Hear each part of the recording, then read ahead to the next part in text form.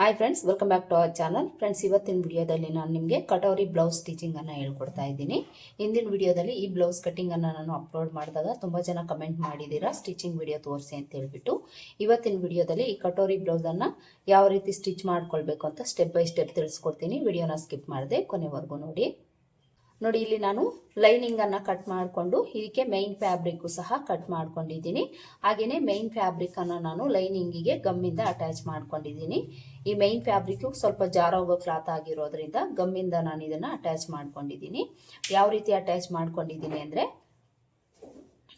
ಈ ಮೈನ್ ಫ್ಯಾಬ್ರಿಕ್ನ ಉಲ್ಟಾ ಸೀದಾನ ಚೆಕ್ ಮಾಡಿಕೊಂಡು ಉಲ್ಟಾ ಸೈಡ್ ಮೇಲೆ ಬರೋ ಥರ ಹಾಕ್ಕೊಂಡು ಅದ್ರ ಮೇಲೆ ಲೈನಿಂಗನ್ನು ಇಟ್ಟು ಸುತ್ತಲೂ ನಾವು ಗಮ್ಮನ್ನು ಹಾಕಿ ಅಟ್ಯಾಚ್ ಮಾಡಿಕೊಂಡು ಎಕ್ಸ್ಟ್ರಾ ಕ್ಲಾತ್ ಏನಾದರೂ ಇದ್ದರೆ ಅದನ್ನು ಕಟ್ ಮಾಡ್ಕೊಳ್ಬೇಕು. ನೋಡಿ, ಎರಡು ಕ್ರಾಸ್ ಬೆಲ್ಟ್ ಪೀಸು ಹಾಗೆಯೇ front part piece back part ಪೀಸನ್ನು ನಾನು ಲೈನಿಂಗು ಮೈನ್ ಫ್ಯಾಬ್ರಿಕನ್ನು ಅಟ್ಯಾಚ್ ಮಾಡ್ಕೊಂಡಿದ್ದೀನಿ. ಕ್ರಾಸ್ ಬೆಲ್ಟ್ಗೆ ಎರಡು ಲೈನಿಂಗ್ ಪೀಸನ್ನು ತಗೊಂಡಿದ್ದೀನಿ. ಈಗ ಮೊದಲಿಗೆ ನಾವು ಫ್ರಂಟ್ ಪಾರ್ಟನ್ನು ಸ್ಟಿಚ್ ಮಾಡ್ಕೊಳ್ಳೋಣ. ಫ್ರಂಟ್ ಪಾರ್ಟ್ ಪೀಸನ್ನು ತಗೊಳ್ಬೇಕು. ಇದರಲ್ಲಿ ನಾವು ಮೊದಲಿಗೆ ಈ ಕಟೋರಿ ಪಾರ್ಟ್ ಏನಿದೆ ಇದನ್ನು ನಾವು ಸ್ಟಿಚ್ ಮಾಡ್ಕೊಳ್ಳೋಣ. ಕಟೋರಿ ಪಾರ್ಟಲ್ಲಿ ಇಲ್ಲಿ ನಾವು ಡಾಟನ್ನು ಮಾರ್ಕ್ ಮಾಡ್ಕೊಂಡಿರ್ತೀವಿ, ಇದನ್ನು ನಾವು ಸ್ಟಿಚ್ ಮಾಡ್ಕೊಳ್ಬೇಕು.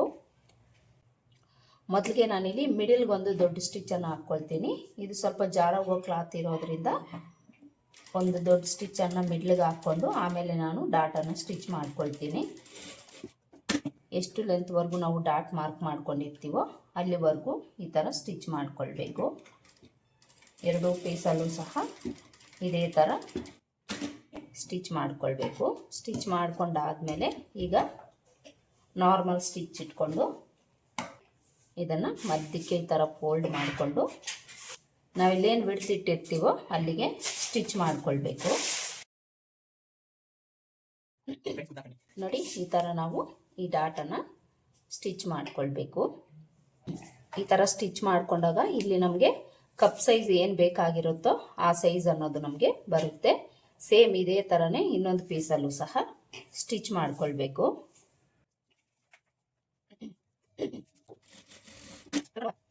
ಈ ಪೀಸಲ್ಲೂ ಸಹ ಈ ಡಾಟನ್ನು ನಾವು ಸ್ಟಿಚ್ ಮಾಡ್ಕೊಂಡಾದ್ಮೇಲೆ ನೋಡಿ ನಮಗೆ ಈ ಥರ ಬರುತ್ತೆ. ಎರಡೂ ಕಟೋರಿ ಪಾರ್ಟಲ್ಲಿ ನಾವು ಈ ಡಾಟನ್ನು ಸ್ಟಿಚ್ ಮಾಡ್ಕೊಂಡಾದ್ಮೇಲೆ ನಮಗೆ ಈ ಥರ ಬರುತ್ತೆ. ಈ ಥರ ಸ್ಟಿಚ್ ಮಾಡಿಕೊಂಡು ಈ ಡಾಟ್ ಹಿಡ್ದಿರೋ ಹತ್ರ ಏನಾದರೂ ನಿಮಗೆ ಹೆಚ್ಚು ಕಡಿಮೆ ಇದ್ದರೆ ನೋಡ್ಕೊಳ್ಬೇಕು.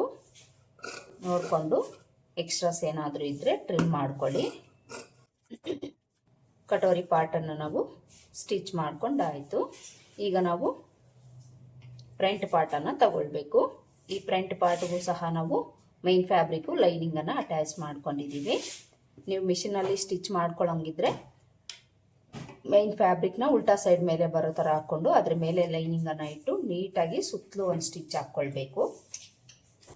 ನೋಡಿ, ಈ ಥರ ನೀಟಾಗಿ ಸುತ್ತಲೂ ಒಂದು ಸ್ಟಿಚ್ ಹಾಕ್ಕೊಂಡು ಎಕ್ಸ್ಟ್ರಾ ಕ್ಲಾತ್ ಏನಾದರೂ ಇದ್ದರೆ ಕಟ್ ಮಾಡ್ಕೊಳ್ಬೇಕು.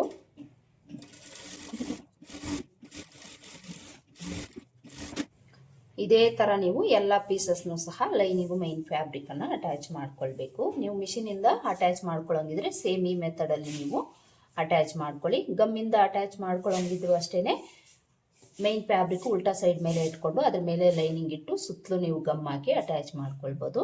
ಈಗ ಈ ಪೀಸ್ಗೆ ನಾವು ಈ ಕಟೋರಿ ಪಾರ್ಟನ್ನು ಅಟ್ಯಾಚ್ ಮಾಡ್ಕೊಳ್ಬೇಕು. ಈ ಪೀಸನ್ನು ಸೀದಾ ಸೈಡ್ ಮೇಲೆ ಇಟ್ಕೊಳ್ಬೇಕು.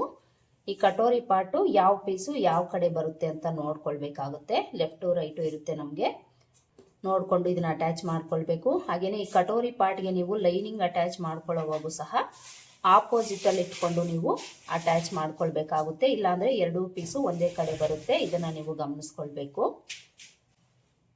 ಈಗ ಈ ಪೀಸನ್ನು ತಗೊಂಡು ಈ ಸೀದಾ ಸೈಡ್ ಏನಿರುತ್ತೋ ಈ ಸೀದಾ ಮೇಲೇನೆ ಹೋಗೋ ಥರ ಇಲ್ಲಿಂದ ಈ ಥರ ಇಟ್ಕೊಂಡು 1/2 ಇಂಚು ಇಲ್ಲ 1/4 ಇಂಚಷ್ಟು ಮಾರ್ಜಿನ್ ಇಟ್ಕೊಂಡು ನೀವು ಇದನ್ನು ಅಟ್ಯಾಚ್ ಮಾಡ್ಕೊಳ್ಬೇಕು. 1/4 ಇಂಚ್ಗಿಂತ 1 ಪಾಯಿಂಟ್ ಅಷ್ಟು ಎಕ್ಸ್ಟ್ರಾನೇ ತಗೊಂಡು ನೀವು ಅಟ್ಯಾಚ್ ಮಾಡ್ಕೊಳ್ಳಿ. ಸ್ವಲ್ಪ ಸ್ವಲ್ಪನೇ ತಿರುಗಿಸ್ಕೊಳ್ತಾ ಈ ರೀತಿ ಅಟ್ಯಾಚ್ ಮಾಡ್ಕೊಳ್ಬೇಕು. ಶೇಪ್ ಅನ್ನೋದು ಯಾವ ಥರ ಇರುತ್ತೆ ಅದೇ ಥರ ನಾವಿಲ್ಲಿ ಸ್ಟಿಚ್ ಮಾಡ್ಕೊಳ್ಬೇಕಾಗುತ್ತೆ. ನಿಧಾನಕ್ಕೆ ಸ್ಟಿಚ್ ಮಾಡ್ಕೊಳ್ಳಿ ಬಿಗಿನರ್ಸ್ ಆದರೆ. ನೋಡಿ ಇಲ್ಲಿ ನಾವು ಕಟೋರಿ ಪಾರ್ಟನ್ನು ಅಟ್ಯಾಚ್ ಮಾಡ್ಕೊಂಡಾಯಿತು. ಈಗ ಇದ್ರ ಮೇಲೆ ನಾವು ಇನ್ನೊಂದು ಸ್ಟಿಚ್ ಹಾಕ್ಕೊಳ್ಬೇಕು.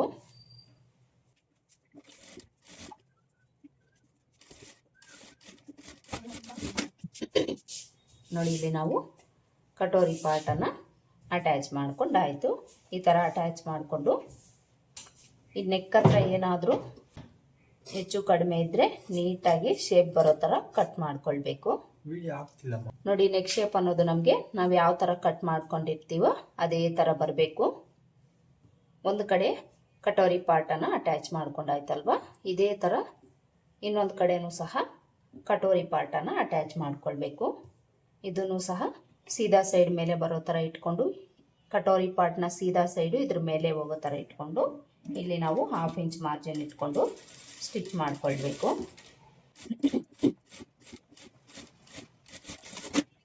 ಈ ಕಡೆ ಪಾರ್ಟ್ಗೂ ಕಟೋರಿ ಪಾರ್ಟನ್ನು ಅಟ್ಯಾಚ್ ಮಾಡ್ಕೊಂಡಾಯ್ತು. ಇದಕ್ಕೂ ಸಹ ನಾವು ಇನ್ನೊಂದು ಸ್ಟಿಚ್ ಹಾಕ್ಕೊಳ್ಬೇಕು. ಅಂದರೆ ಯಾವುದೇ ಸ್ಟಿಚ್ ಹಾಕ್ಕೊಳ್ಳೋವಾಗ ಡಬಲ್ ಸ್ಟಿಚ್ಚನ್ನು ಹಾಕ್ಕೊಳ್ಳಿ. ಹಾಗೆಯೇ ನೆಕ್ ಹತ್ರ ಏನಾದರೂ ಹೆಚ್ಚು ಕಡಿಮೆ ಇದ್ದರೆ ನೀಟಾಗಿ ಶೇಪ್ ಬರೋ ಥರ ಕಟ್ ಮಾಡ್ಕೊಳ್ಬೇಕು. ಈಗ ಇದಕ್ಕೆ ನಾವು ಕ್ರಾಸ್ ಬೆಲ್ಟ್ ಯಾವ ರೀತಿ ಅಟ್ಯಾಚ್ ಮಾಡ್ಕೊಳ್ಬೇಕು ಅಂತ ನೋಡೋಣ. ಈ ಪೀಸಸನ್ನು ಪಕ್ಕಕ್ಕಿಟ್ಟು ಕ್ರಾಸ್ ಬೆಲ್ಟ್ ಪೀಸನ್ನು ತಗೊಳ್ಬೇಕು.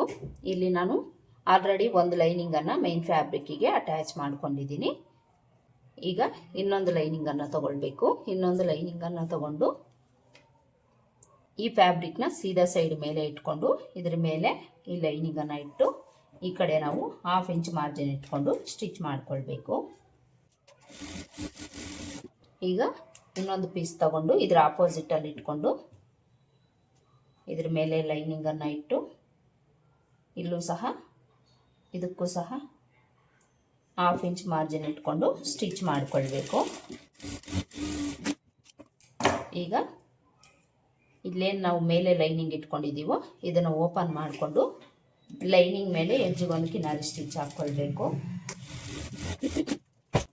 ಈಗ ಲೈನಿಂಗನ್ನು ಇನ್ಸೈಡ್ಗೆ ಫೋಲ್ಡ್ ಮಾಡಿಕೊಂಡು ಎಡ್ಜ್ಗೆ ಟಾಪ್ ಸ್ಟಿಚ್ ಹಾಕ್ಕೊಳ್ಬೇಕು.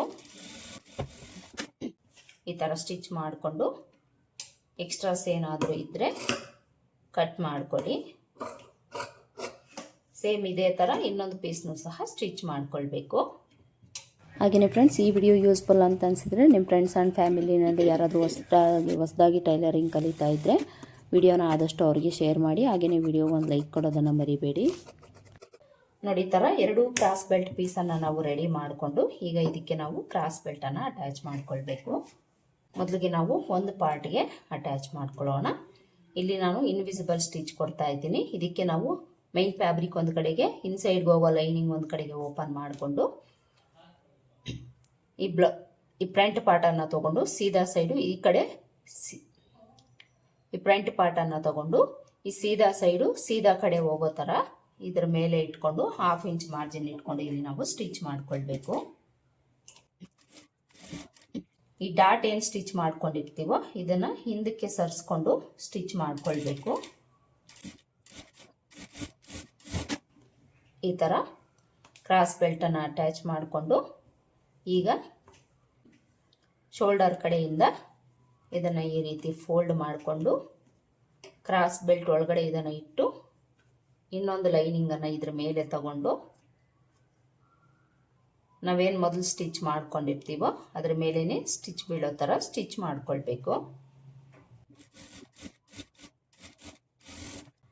ಇದ್ರ ಮೇಲೆ ಇನ್ನೊಂದು ಸ್ಟಿಚ್ ಹಾಕ್ಕೊಳ್ಬೇಕು.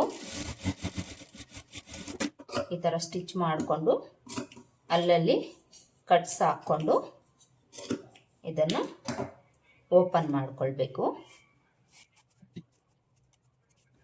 ನೋಡಿ ಇನ್ಸೈಡಲ್ಲಿ ನಮಗೆ ಯಾವುದೇ ಥರ ಕೂಳೆ ಅನ್ನೋದು ಕಾಣಿಸೋದಿಲ್ಲ. ಈ ಥರ ಇನ್ವಿಸಿಬಲ್ ಸ್ಟಿಚ್ ಮಾಡಿದ್ದೀವಿ ಅಂದರೆ ಕ್ರಾಸ್ ಬೆಲ್ಟನ್ನು ಈ ಥರ ಸ್ಟಿಚ್ ಮಾಡಿಕೊಂಡು ನೀಟಾಗಿ ಸರಿ ಮಾಡಿಕೊಂಡು ಎಡ್ಜ್ಗಳಲ್ಲಿ ಒಂದು ಸ್ಟಿಚ್ ಹಾಕ್ಕೊಂಡು ಎಕ್ಸ್ಟ್ರಾ ಕ್ಲಾತ್ ಏನಾದರೂ ಇದ್ದರೆ ಟ್ರಿಮ್ ಮಾಡ್ಕೊಳ್ಬೇಕು. ನೋಡಿ ನಾನಿಲ್ಲಿ ನಿಮಗೆ ಒಂದು ಕಡೆ ಕ್ರಾಸ್ ಬೆಲ್ಟ್ ಪೀಸನ್ನು ಯಾವ ರೀತಿ ಅಟ್ಯಾಚ್ ಮಾಡ್ಕೊಳ್ಬೇಕು ಅಂತ ತೋರಿಸಿದ್ದೀನಿ ಅಲ್ವಾ. ಸೇಮ್ ಇದೇ ಥರನೇ ಇನ್ನೊಂದು ಕಡೆ ಪಾರ್ಟ್ಗೂ ಸಹ ನೀವು ಕ್ರಾಸ್ ಬೆಲ್ಟನ್ನು ಅಟ್ಯಾಚ್ ಮಾಡ್ಕೊಳ್ಳಿ. ಎರಡೂ ಕಡೆ ಕ್ರಾಸ್ ಬೆಲ್ಟನ್ನು ಅಟ್ಯಾಚ್ ಮಾಡ್ಕೊಂಡಾದ್ಮೇಲೆ ಉಕ್ಸ್ಪಟ್ಟಿ ಕಾಜಪಟ್ಟಿ ಯಾವ ರೀತಿ ಸ್ಟಿಚ್ ಮಾಡ್ಕೊಳ್ಬೇಕು ಅಂತ ತೋರಿಸ್ತೀನಿ. ನೋಡಿ ಇಲ್ಲಿ ನಾನು ಎರಡೂ ಕಡೆ ಪಾರ್ಟ್ಗೂ ಸಹ ಕ್ರಾಸ್ ಬೆಲ್ಟನ್ನು ಅಟ್ಯಾಚ್ ಮಾಡ್ಕೊಂಡಾಗಿದೆ. ಈಗ ಇದಕ್ಕೆ ನಾವು ಉಕ್ಸ್ಪಟ್ಟಿ ಕಾಜಪಟ್ಟಿನ ಅಟ್ಯಾಚ್ ಮಾಡ್ಕೊಳ್ಬೇಕು. ಲೆಫ್ಟ್ ಸೈಡಲ್ಲಿ ನಾವು ಉಕ್ಸ್ಪಟ್ಟಿನ ಅಟ್ಯಾಚ್ ಮಾಡ್ಕೊಳ್ತೀವಿ, ರೈಟ್ ಸೈಡಲ್ಲಿ ಕಾಜಪಟ್ಟಿನ ಅಟ್ಯಾಚ್ ಮಾಡ್ಕೊಳ್ತೀವಿ. ಮೊದಲಿಗೆ ಉಕ್ಸ್ಪಟ್ಟಿನ ಸ್ಟಿಚ್ ಮಾಡ್ಕೊಳ್ಳೋಣ. ಉಕ್ಸ್ಪಟ್ಟಿಗೆ 1-2 ಇಂಚ್ ಅಗಲದ ಕ್ಲಾತನ್ನು ತಗೊಂಡು ಇದನ್ನು ಈ ಥರ ಫೋಲ್ಡ್ ಮಾಡ್ಕೊಳ್ಳಿ. ಈ ಥರ ಫೋಲ್ಡ್ ಮಾಡಿಕೊಂಡು ಈ ಕಡೆ ಎಡ್ಜಲ್ಲಿ ಸ್ವಲ್ಪ ಎಕ್ಸ್ಟ್ರಾ ಕ್ಲಾತನ್ನು ಬಿಟ್ಟು ಇಲ್ಲಿ ನಾವು 1/4 ಇಂಚ್ ಮಾರ್ಜಿನ್ ಇಟ್ಕೊಂಡು ಸ್ಟಿಚ್ ಮಾಡ್ಕೊಳ್ಬೇಕು. ಸ್ಟಾರ್ಟಿಂಗು ಎಂಡಲ್ಲಿ ರಫ್ ಸ್ಟಿಚ್ ಹಾಕ್ಕೊಂಡು ಸ್ಟಿಚ್ ಮಾಡ್ಕೊಳ್ಬೇಕು. ಈ ಥರ ಸ್ಟಿಚ್ ಮಾಡಿಕೊಂಡು ಈ ಪಟ್ಟಿನ ಈ ಥರ ಓಪನ್ ಮಾಡಿಕೊಂಡು ಇಲ್ಲಿ ಎಕ್ಸ್ಟ್ರಾ ಬಿಟ್ಟಿರೋ ಕ್ಲಾತನ್ನು ಇನ್ಸೈಡ್ಗೆ ಫೋಲ್ಡ್ ಮಾಡಿಕೊಂಡು ಈ ಪಟ್ಟಿ ಮೇಲೆ ಎಡ್ಜ್ಗೊಂದು ಕಿನಾರಿ ಸ್ಟಿಚ್ ಹಾಕ್ಕೊಳ್ಬೇಕು. ಈಗ ಈ ಪಟ್ಟಿನ ಇನ್ಸೈಡ್ಗೆ ಫೋಲ್ಡ್ ಮಾಡಿಕೊಂಡು ಎಡ್ಜ್ಗೆ ಸ್ಟಿಚ್ ಹಾಕ್ಕೊಳ್ಬೇಕು. ಯಾವುದೇ ಸ್ಟಿಚ್ ಹಾಕ್ಕೊಳ್ಳೋವಾಗ ಸ್ಟಾರ್ಟಿಂಗು ಎಂಡಲ್ಲಿ ರಫ್ ಸ್ಟಿಚ್ ಹಾಕ್ಕೊಂಡು ಸ್ಟಿಚ್ ಮಾಡ್ಕೊಳ್ಬೇಕು. ಈ ಥರ ಸ್ಟಿಚ್ ಮಾಡಿಕೊಂಡು ಇಲ್ಲೇನಾದರೂ ಎಕ್ಸ್ಟ್ರಾಸ್ ಇದ್ದರೆ ಟ್ರಿಮ್ ಮಾಡ್ಕೊಳ್ಳಿ, ಥ್ರೆಡ್ಸು ಟ್ರಿಮ್ ಮಾಡ್ಕೊಳ್ಳಿ. ಉಕ್ಸ್ಪಟ್ಟಿನ ಸ್ಟಿಚ್ ಮಾಡ್ಕೊಂಡಾಯಿತು. ಈಗ ಕಾಜಪಟ್ಟಿನ ಸ್ಟಿಚ್ ಮಾಡ್ಕೊಳ್ಳೋಣ. ಕಾಜಪಟ್ಟಿಗೆ 3 ಇಂಚ್ ಅಗಲದ ಕ್ಲಾತನ್ನು ತಗೊಳ್ಳಿ. ಈ ಪಟ್ಟಿನೂ ಸಹ ಈ ಕಡೆ ನಾವು ಎಕ್ಸ್ಟ್ರಾ ಬಿಡಬೇಕು. ಸ್ವಲ್ಪ ಲೆಂತ್ ಜಾಸ್ತಿ ಇರೋ ಥರನೇ ತಗೊಂಡು ಇದನ್ನು ನಾವು ಕೆಳಗಡೆ ಇಟ್ಕೊಂಡು ಇದ್ರ ಮೇಲೆ ನಾವು ಈ ಪಾರ್ಟನ್ನು ಇಟ್ಕೊಂಡು ಇಲ್ಲೂ ಸಹ ನಾವು 1/4 ಇಂಚ್ ಮಾರ್ಜಿನ್ ಇಟ್ಕೊಂಡೆ ಸ್ಟಿಚ್ ಮಾಡ್ಕೊಳ್ಬೇಕು. ಇಲ್ಲಿ ನಮಗೆ 1 ಇಲ್ಲ 3/4 ಇಂಚಷ್ಟು ಎಕ್ಸ್ಟ್ರಾ ಕ್ಲಾತ್ ಇದ್ದರೆ ಸರಿ ಹೋಗುತ್ತೆ. ಈಗ ಈ ಪಟ್ಟಿನ ಓಪನ್ ಮಾಡಿಕೊಂಡು ನೀಟಾಗಿ ಈ ರೀತಿ ಇನ್ಸೈಡಲ್ಲಿ ರಬ್ ಮಾಡ್ಕೊಳ್ಳಿ. ಈಗ ಸೀದಾ ಸೈಡ್ಗೆ ತಿರುಗಿಸ್ಕೊಂಡು ಈ ಪಟ್ಟಿನ ಈ ಥರ ಡಬಲ್ ಫೋಲ್ಡ್ ಮಾಡಿಕೊಂಡು ನಾವೇನು ಮೊದಲು ಸ್ಟಿಚ್ ಮಾಡ್ಕೊಂಡಿರ್ತೀವೋ ಅದ್ರ ಮೇಲೆ ಇಟ್ಟು ಸ್ಟಿಚ್ ಮಾಡ್ಕೊಳ್ಬೇಕು. ಈ ಕಡೆ ಎಡ್ಜಲ್ಲಿ ಎಕ್ಸ್ಟ್ರಾ ಬಿಟ್ಟಿರೋದನ್ನು ಇನ್ಸೈಡ್ಗೆ ನೀಟಾಗಿ ಈ ಥರ ಫೋಲ್ಡ್ ಮಾಡಿಕೊಂಡು ಸ್ಟಿಚ್ ಮಾಡ್ಕೊಳ್ಬೇಕು. ಕೂಳೆ ಕಾಣಿಸ್ಬಾರ್ದು, ಒಳಗಡೆ ತಳ್ಕೊಂಡು ನೀಟಾಗಿ ಸ್ಟಿಚ್ ಮಾಡ್ಕೊಳ್ಳಿ. ಈ ಥರ ಸ್ಟಿಚ್ ಮಾಡ್ಕೊಂಡಾದ್ಮೇಲೆ ಈ ಸ್ಟಿಚ್ ಪಕ್ಕದಲ್ಲೇ 1/4 ಇಂಚ್ ಗ್ಯಾಪ್ ಬಿಟ್ಟು ಇನ್ನೊಂದು ಸ್ಟಿಚ್ ಹಾಕ್ಕೊಳ್ಬೇಕು. ಈಗ ನೆಕ್ ಹತ್ರ ಎಕ್ಸ್ಟ್ರಾ ಏನಾದರೂ ಇದ್ದರೆ ಈ ಥರ ಟ್ರಿಮ್ ಮಾಡ್ಕೊಳ್ಳಿ. ಇಲ್ಲಿ ನಾವು ಕಾಜಪಟ್ಟಿನೂ ಸಹ ಸ್ಟಿಚ್ ಮಾಡ್ಕೊಂಡಾಯಿತು. ಈಗ ಉಕ್ಸ್ಪಟ್ಟಿನ ತಗೊಂಡು ಹೆಚ್ಚು ಕಡಿಮೆ ಏನಾದರೂ ಇದೆಯಾ ಅಂತ ಒಂದ್ಸಲ ಚೆಕ್ ಮಾಡ್ಕೊಳ್ಳಿ. ಇಲ್ಲಿ ನನಗೆ ಕಾಜಪಟ್ಟಿ ಒಂಚೂರು ಎಕ್ಸ್ಟ್ರಾ ಬರ್ತಾ ಇದೆ, ಇಲ್ಲಿ ಇದನ್ನು ಟ್ರಿಮ್ ಮಾಡ್ಕೊಳ್ತೀನಿ. ಈ ಥರ ಹೆಚ್ಚು ಕಡಿಮೆ ಏನಾದರೂ ಇದ್ದರೆ ಸರಿ ಮಾಡ್ಕೊಳ್ಳಿ. ಇಲ್ಲಿ ನಾವು ಫ್ರಂಟ್ ಪಾರ್ಟನ್ನು ರೆಡಿ ಮಾಡ್ಕೊಂಡಾಯಿತು. ನೋಡಿದ್ರಿ ಅಲ್ವಾ, ಫ್ರಂಟ್ ಪಾರ್ಟಲ್ಲಿ ನಾವು ಕಟೋರಿ ಪಾರ್ಟನ್ನು ಸ್ಟಿಚ್ ಮಾಡಿಕೊಂಡು ಫ್ರಂಟ್ ಪಾರ್ಟ್ಗೆ ನಾವು ಕ್ರಾಸ್ ಬೆಲ್ಟನ್ನು ಯಾವ ರೀತಿ ಅಟ್ಯಾಚ್ ಮಾಡ್ಕೊಳ್ಬೇಕು ಅಂತ ತೋರಿಸಿದ್ದೀನಿ. ಫ್ರಂಟ್ ಪಾರ್ಟಲ್ಲಿ ಇದಿಷ್ಟನ್ನು ನಾವು ಸ್ಟಿಚ್ ಮಾಡಿಕೊಂಡು ಫ್ರಂಟ್ ಪಾರ್ಟನ್ನು ಪಕ್ಕಕ್ಕಿಟ್ಟು ಬ್ಯಾಕ್ ಪಾರ್ಟನ್ನು ರೆಡಿ ಮಾಡಿಕೊಂಡು ಫ್ರಂಟು ಬ್ಯಾಕು ತಗೊಂಡು ಶೋಲ್ಡರ್ಸನ್ನು ಅಟ್ಯಾಚ್ ಮಾಡ್ಕೊಳ್ಬೇಕು. ನಾನಿಲ್ಲಿ ಬ್ಯಾಕ್ ಪಾರ್ಟನ್ನು ಸ್ಟಿಚ್ ಮಾಡಿ ತೋರಿಸ್ತೀನಿ. ಫ್ರಂಟ್ ಪಾರ್ಟ್ಸನ್ನು ಪಕ್ಕಕ್ಕಿಟ್ಟು ಬ್ಯಾಕ್ ಪಾರ್ಟ್ಗೂ ಸಹ ನಾನಿಲ್ಲಿ ಲೈನಿಂಗು ಮೈನ್ ಫ್ಯಾಬ್ರಿಕನ್ನು ಅಟ್ಯಾಚ್ ಮಾಡ್ಕೊಂಡಿದ್ದೀನಿ. ಈಗ ನಾವು ಡಾಟ್ಸನ್ನು ಸ್ಟಿಚ್ ಮಾಡ್ಕೊಳ್ಬೇಕು. ಡಾಟ್ಸು ಸ್ಟಿಚ್ ಮಾಡ್ಕೊಳ್ಳೋ ಹತ್ರ ಒಂದು ದೊಡ್ಡ ಸ್ಟಿಚ್ ಹಾಕ್ಕೊಂಡು ಆಮೇಲೆ ಡಾಟ್ಸನ್ನು ಸ್ಟಿಚ್ ಮಾಡ್ಕೊಳ್ಳೋಣ.